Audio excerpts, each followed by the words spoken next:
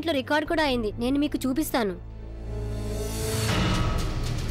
బాబాయ్, నాకు దీంట్లో రికార్డ్ అయింది చూడాలనుంది. ఆ సమయంలో నేనేదో సరదా కోసం ఆ వీడియో చూడడం జరిగింది.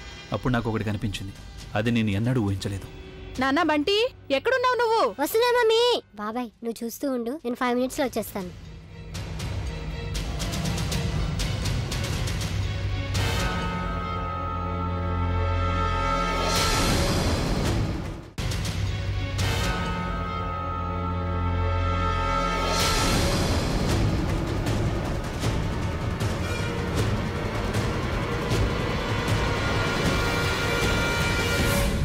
విధి విధి అనేది ఎప్పుడూ మంచి వాళ్ళకి తోడుగా నిలుస్తుందని వింటూ వచ్చాను, కళ్ళారా చూశాను.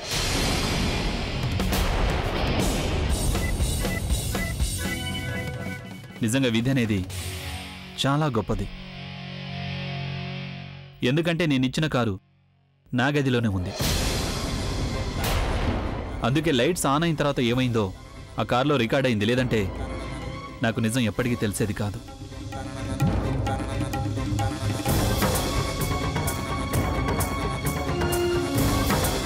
నేను చేసింది తప్పే, కానీ నా వల్ల పెద్ద నేరం జరగకుండా ఆ కారు నన్ను కాపాడింది. ఐఎమ్ సారీ, నేను నీ విషయంలో చాలా తప్పుగా వ్యవహరించాను. నిన్ను నమ్మకపోవటం అన్నది ఎలాంటిదంటే కళ్ళు మూసుకొని సూర్యుడి వైపు చూస్తూ సూర్యుడే లేడనుకోవడం లాంటిది. నువ్వు నాకు వివరంగా చెప్పాలని చాలా ప్రయత్నించావు, కానీ నేనే నీ మాట వినిపించుకోలేదు. కానీ చివరికి నువ్వే కరెక్ట్, నేను రాంగ్. నాకు కొంచెం ఈగో ఉన్నమాట నిజమే, అందుకే నాదే పొరపాటని రుజువయ్యాక నేను కొంచెం బాధపడ్డాను. అయితే నువ్వు ఇన్నోసెంట్ అని రుజువైనందుకు సంతోషంగా కూడా ఉంది.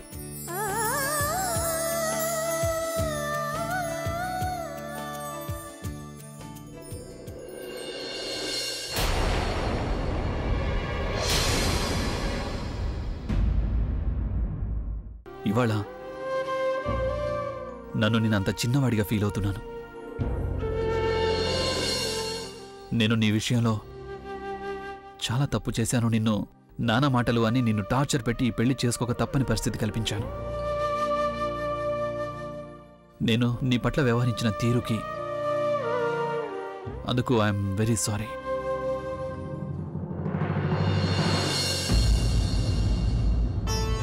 మీరు నాకు క్షమాపణ చెప్పకండి.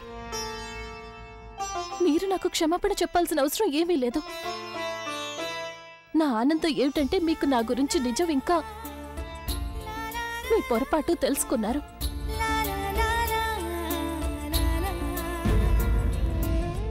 ఇక తప్పనేది ఏ మనిషి అయినా తెలియక చేస్తాడు. కానీ మీరు నాకేదైతే ఉపకారం చేశారో దాని వెనుక మీ మంచితనం, మీ సదుద్దేశం ఉంది కదా. అమ్మా, అలాంటి వాళ్ళది నిజమైన ప్రేమ కాదు, అది వ్యామోహం. ఎగ్జాక్ట్లీ చిన్నత్త, నిజంగా ప్రేమించుకున్న వాళ్ళు అలా చేయరు. ఎంత మనసు విరిగిపోతే కన్న కూతుర్ని పట్టుకొని మా దృష్టిలో చచ్చిపోయా ఉంటుందా తల్లి? అది సరే అమ్మా, తన కూతురుతో తన మాట అనేటప్పుడు ఆమె మాటల్లో వ్యథ, కళ్ళల్లో బాధ గమనించావమ్మా? పెద్దబాబుకు బర్త్డే విషెస్ చెప్పు కూడా వెళ్ళాం కదా. ఊరికే ఎలా కాలిపోతుంది? మంట పెడితేనో పడితేనో తగలబడుతుంది.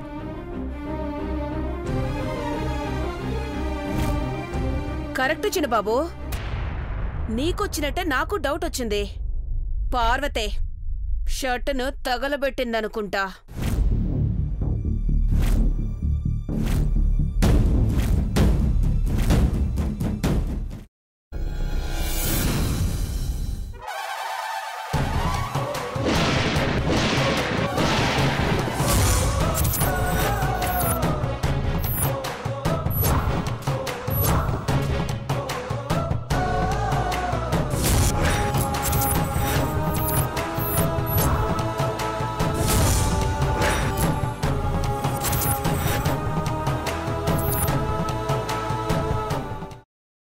తర్వాత పొట్టు తీసేసి చాప్ చేసి పక్కన పెట్టుకోవాలి.